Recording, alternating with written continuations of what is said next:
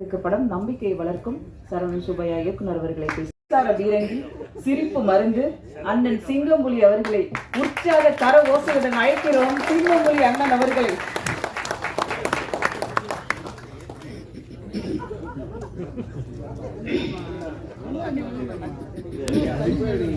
Good evening. Each other day, I look so many various different paths, but I don't know about this path. But this path holds my heart, holds my large place in my heart. நீங்கள் தான் பார்க்குன்னு வைப்பையில் இங்கிலீஷில் வைப்பையில் நாங்கள் இங்கிலீஷில் பேசக்கூடாது. நீங்கள் பூங்கான்னு வச்சுருந்தீங்கன்னா நாங்கள் பேச மாட்டோம். நீங்கள் பார்க்குன்னு வச்சதுனால நம்ம இங்கிலீஷில் கொஞ்சம் பேசுவோம். நல்லா இருக்கீங்களா? நல்லா இல்லை, நான் நடிக்கலை. பட் கண்ணன், என் கண்ணன் கருப்பு கண்ணன் தான் சொல்லுவேன். அவர் எங்களோட அசிஸ்டன்ட் டைரக்டர் இருக்கும்போதே பழக்கம்.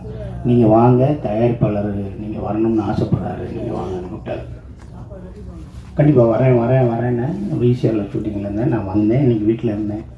காலையில் எல்லாம் மெசேஜ் அனுப்பிச்சார், எல்லாம் வந்தேன்.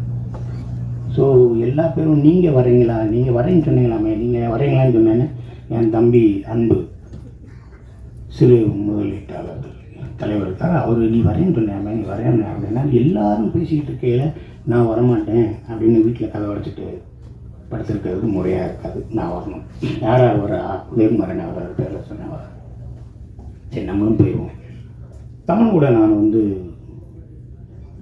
ஒரு 10 years முன்னாடி சேதுபூமின்னு ஒரு படம் பண்ணேன். அந்த படத்தில் நான் இருந்தேன். அதில் டிஎஸ் பாலையா சாரோட சன்னு ஜூனியர் பாலையெல்லாம் நடிச்சிருந்தார்.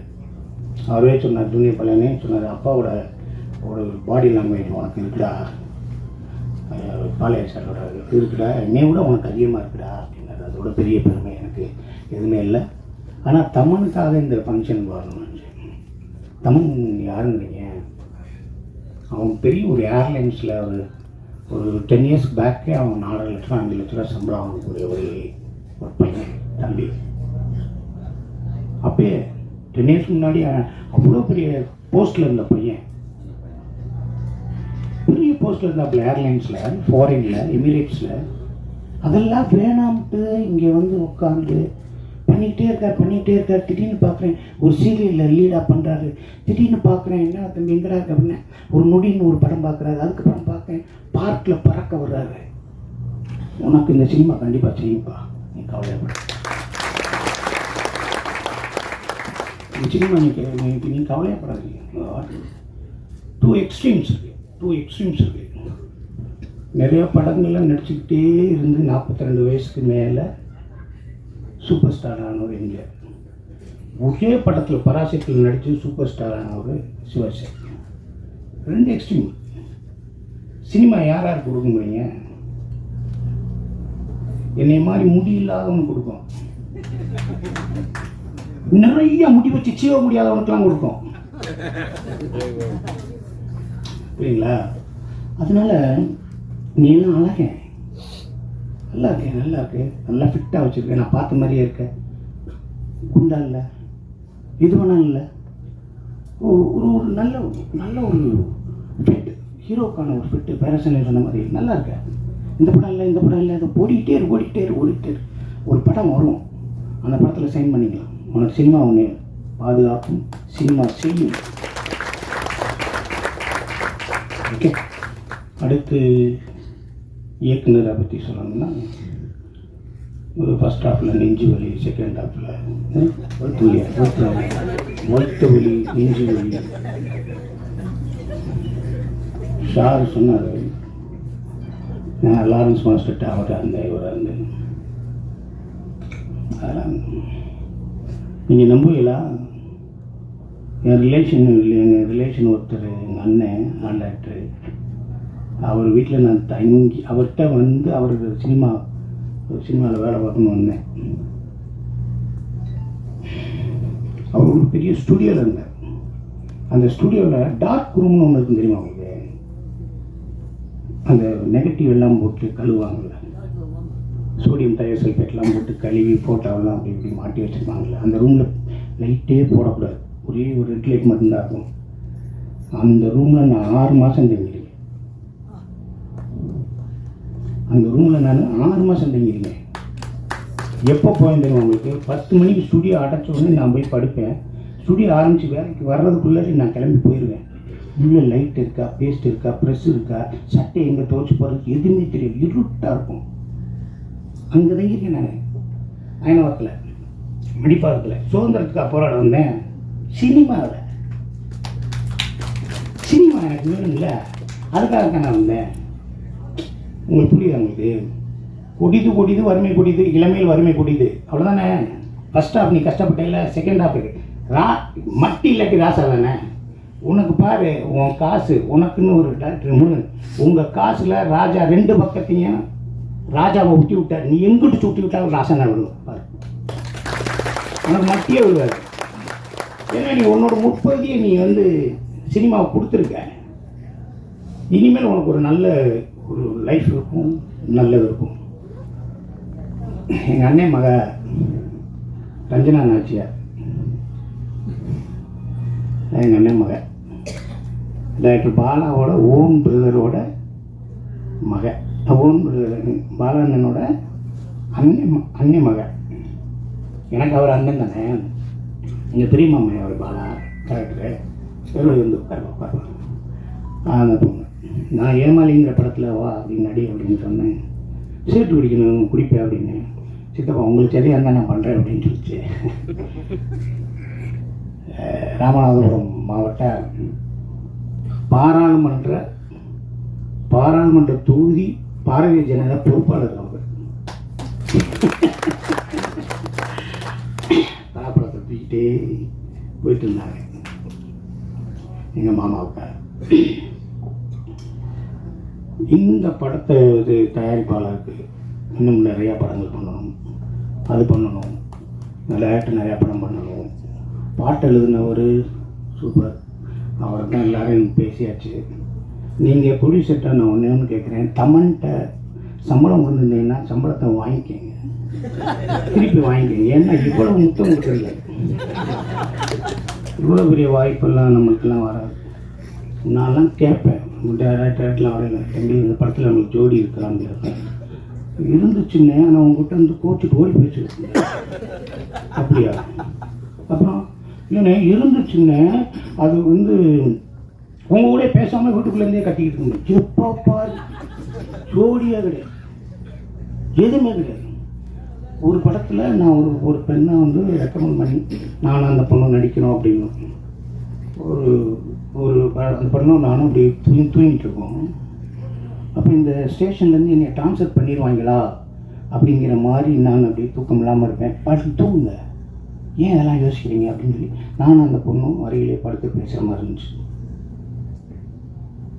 ஒரு அசிஸ்டன்ட் டைரக்டர் உத்து பார்த்துட்டு டேக் போகிறதுக்கு முன்னாடி, சார் அவர் 2 பேரையும் தள்ளி படுக்க வச்சுட்டு நடுவில் குழந்தைய போட்டுடலாம் சார், குழந்தைய போட்டாங்க. சரின்னு சொல்லி இங்கிட்டு பார்த்தேன், சார் அந்த இன்னொரு 2 குழந்தை இருக்குல்ல சார், அதையும் சொல்லி நடுவில் போட்டாங்க. நான் ஹீரோயினை பைனாக்குள்ளார பார்க்குறேன், இது எனக்கு பேரா போட்டாங்க, பைனாக்குள்ள போட்டு அங்கே படுத்துருக்கு, அங்கே தூங்கு. இல்லைண்ணே அவனை நான் பார்த்துக்கிறேன். ஆக இந்த படத்தில் எல்லா பேருமே ஒரு நல்ல ஹீரோயினியாக இருக்கட்டும், நல்ல ப்ளஷண்ட் ஒரு ஹாப்பியாக ப்ளஷண்ட்டான ஒரு ஃபேஸ் இருக்குல்ல, அந்த அந்த அந்த அந்த இதுக்கு ஸ்வீடாக்கு அது கடவுளோட வரம், அப்பா அம்மா கொடுத்த கிஃப்ட்டு, அதை நீங்கள் கரெக்டாக பண்ணி நீங்கள் பெருசாக வரணும். அப்புறம் அப்பா அம்மா அவங்களுக்கு உதயகுமார் சார் பிடிச்ச மாதிரியே இருக்க ஹீரோயினோட அம்மா ஜெயந்திமாலாவும் அவங்களும் நல்லா, அவங்களும் பெரிய லெவலில் வரணும். இங்கே இருக்க எல்லா கேரக்டர்ஸில் எல்லாமே வரணும். ஒரு தமிழ் கூட நினைக்கும் போது ஒரே ஒரு காமெடி மட்டும் சொல்லிட்டு முடிச்சிடுறாங்க. இங்கேருந்து வீட்டிலேருந்து காரில் எடுத்து அசிஸ்டன்ட் டைரக்டராக இருக்கேன். அப்போ நேராக காரில் அப்படி போயிட்டே இருக்கும். அப்போ ஒரு ப்ரொடக்ஷன் மேனேஜர் பேசுகிறார், எங்கே வந்துக்கிட்டு இருக்கீங்க புலி அப்படின்னாரு. நான் வந்துட்டுருக்கேன் ட்ரெஸ் படத்தில் வாசனை வச்சு போகணும், வாசனை வச்சு போயிடுச்சாங்க. வாட்ச் போகிறேன்னா இல்லை கொஞ்சம் இருங்க, ரைட்டில் மைக்கிள்னு ஒருத்தர் இருப்பார், அவரை கூப்பிட்டு வந்து சரின்னு சொல்லி மைக்கில் கூப்பிட்டு போனால் மைக்கில் வந்து ஒரு பெட்டி எடுத்து வந்தான். என்னடா ஏறி ஆகியும் அதான் இன்னும் பெட்டியில் இருக்கிறவங்க திறந்து காமிச்சா உள்ள ஒரு பொம்மனேரிய நாய் உட்காந்து. இது என்னையான்னு கேட்டேன். அதான் சார் இது அம்மாவுக்கு ஐன்கூனில் நடித்த மாதிரி ஜிக்கித்து மடியில் உட்காந்துருந்த நாய், சல்மான் கான் தூக்கி வளர்த்த நாய். அப்படியா உட்காரியாண்டு ஒன்று திருப்பி போயிட்டே இருக்கும். அப்பா அவருக்கு அப்புறம் போனோடனே திருப்பி ஃபோன் வருது, சாச்சா நீங்கள் வரையில் அந்த ஆர்டிஸ்ட்டை கூப்பிட்டு வாங்கண்ணா. இந்த ஆர்டிஸ்ட்டை காக்கா ராதாகிருஷ்ணன் இருக்காரு, அவரை கூப்பிட்டு வாங்கண்ணா. நாங்கள் சொல்கிறிய அப்படின்னு சொல்லி அப்போ தீப்பே கிடையாது, ஒன்று புண்ணாக்கும் கிடையாது. அங்கே போனோடனே அவர் வீட்டுக்கு போனோடனே அவர் அங்கே வாங்க உட்காருங்க வாங்க அப்படின்னு கதவை திறந்தேன். நாய்க்கு பசிக்குதுன்னு அவன் பிஸ்கட்டை கொடுத்தேன். அந்த பிஸ்கட்டை சாப்பிட்டு திரும்பி பார்த்தோன்னே அங்கே காக்கா ராதாகிருஷ்ணன் வராது ஒன்று பழச்சிருச்சு. உடனே அவர் டென்ஷன் ஆகிட்டார். ஏன்னா நாய் கூப்பிட்டு போகிறவங்க இல்லையாடா நீ ஏற்றுறீங்க, என்னடா நினச்சிக்கிட்டு ஐயா வாங்க 8 மணி ஆச்சு, போகலாமையா தெரிஞ்சுட்டேன்.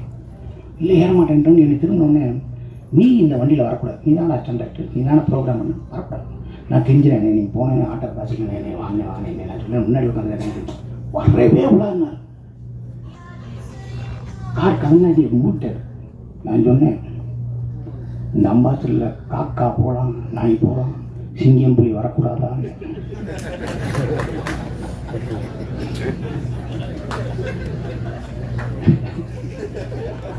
காக்கா போகலாம், நாய் போகலாம், சிங்கம் புலி வரக்கூடாதா? என்னோட கதை பருவத்து வந்து என்னை கட்டி பிடிச்சிட்டாரு. நட்டாலே எவ்வளோ பெரிய ஆளு கட்டி பிடிச்சிட்டாரு. அவர் மனோரால நடிச்சார் பாருங்க. போர்லேயே 2 வகை உண்டு, ஒன்று வைக்கப்போர் ஒன்று அக்கப்போர்னாரு பாருங்க. போர்லேயே 2 வகை உண்டு, ஒன்று வைக்கப்போர் ஒன்று அக்கப்போர் அப்படின்னாரு பாருங்க. அதெல்லாம் ரெஃபரன்ஸ் எடுத்து தான் நான் மாயாண்டி 96 லூசாக நடிச்சது. அந்த அப்புறம் அதுக்கப்புறம் பார்த்து நான் கட்டி பிடிச்சேன். நல்லா பேசிட்டடா சிங்கம், வாடா என் மடியில் உட்காந்துக்கடான்னு கூப்பிட்டு போனேன். நான் படம் பண்ணும்போது படத்தை பார்த்து என் ஃப்ரெண்ட்லாம் சொல்லுவாங்க, என்னடா நான் செஞ்சேன், என்னடா லூஸ் தனமாக பண்ணிட்டேன். நான் லூஸாக ஒரு படத்தில் நடித்தேன், சொன்னாங்க என்னடா பெர்ஃபெக்டாக பண்ணிட்டேன்.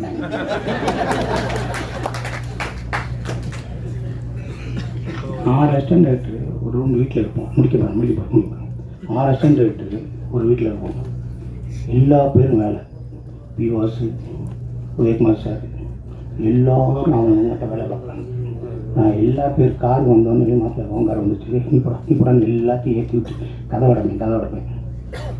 அப்புறம் எல்லாருமே வண்டியில் போகும்போது எனக்கு நான் எனக்கு ஒரு மென்டல், நான் இவர்கிட்ட தான் வேலை பார்க்கணும், நான் இல்லாட்டி வேலை பார்க்க மாட்டேன்னு. அப்போ போகையில் எல்லா பேரும் போயிட்டு வராங்கன்னா இல்லை அசிஸ்டன்ட் போகிறேன், எனக்கு ரொம்ப அசிஸ்டன்ட் ஆகிடுச்சு. இப்போ இருக்க 2 ரூபா 3 ரூபா சம்பளம் வாங்க, பெரிய டேரக்டர் இருக்கேன். அவன் போகையில் அவங்க எல்லாம் 10 ரூபா படிச்சுட்டு ஒரு சாயந்தரம் ஒன்று அந்த 10 ரூபா ஏன்னா 10 ரூபா படித்தா ரச்சரன்னு 10 ரூபா மொத்தம் 50 ரூபா 60 ரூபா ஆகும். அதை காப்பி குடிச்சிட்டு மதியானம் சோறாக்கி வச்சுட்டு புனிமலை சோறாக்கி தயிர் சோறு வச்சுட்டு அப்படி இப்படி போய் எங்கள் 50 ரூபா 60 ரூபா அப்படி சாயந்தரம் வந்துடுவாங்க. இப்போ மேலே ஏதாவது சாப்பாடு வாங்கி கொடுப்பாங்க. அப்போ சொல்லுவாங்க, தினமும் வேலைக்கு போகிறவங்கன்னா அறிவேலை கிடையாது, ஷூட்டிங்கு வேலைக்கு போகிறவங்க அறிவேலை கிடையாது, வேலையே இல்லாமல் வீட்டில் உட்காந்துருக்கேன் முட்டாள் கிடையாதுடா, தைரியமாக இருக்குமா. அதைத்தான் இன்னைக்கு இருக்க சினிமாவில் இருக்க அத்தனை பேர்த்தையும் சொல்கிறேன். என் சொந்தங்களே உயிர்களே, உங்களுக்கு வாய்ப்பு இல்லைன்னா நீங்கள் முட்டாள் கிடையாது. உங்களுக்கு வாய்ப்பு வரப்போகுது, அதுக்காக ரெடியாக.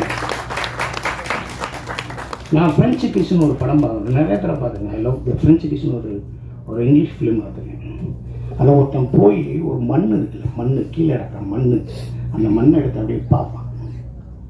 அவனோட சொந்த விளை நிலம், அவனோட விளை நிலம் விவசாயம் பண்ணலை, அந்த மண்ணை எடுத்து சொல்லுவான், இப்பயே நல்லா ரெஸ்ட் எடுத்துக்கங்க, அடுத்த வருஷம் நான் விவசாயம் பண்ண ஆரம்பிச்சிடுவேன், வேலை பார்க்க ரெடியாக இருங்கன்னு மண்ணுக்கிட்ட பேசுவாங்க.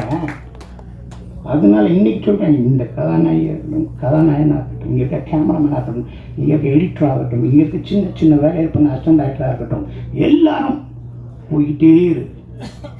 திருடாத, பொய் சொல்லாத, ஏமாத்தாத, துரோகம் பண்ணாத.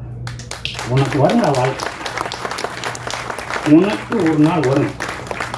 இந்த சினிமாவில் கெட்டது பூரா அவன் பக்கத்தில் இருக்கும், கெட்டது பூரா அவன் பக்கத்தில் இருக்கும். எதை எடுக்கணுமோ அதை நீ எடுத்துக்க. Which one is best, choosing wisely. எல்லாத்தையும் நீ எது வேணுமோ அதை எடுத்துக்க. கெட்டது தான் இங்கே பக்கத்தில் இருக்கும், நல்லது தூரமாக இருக்கும், போய்கிட்டே இருக்கணும். சினிமா கறப்பதல்ல, கற்பனை துறப்பது. அதுக்கு எந்த வயசும் டிஃப்ரென்ஸே கிடையாது. நீங்கள் எல்லாரும் இந்த படத்தில் வேலை பார்த்து எல்லாரும் பார்த்து நான் ஒரு சின்ன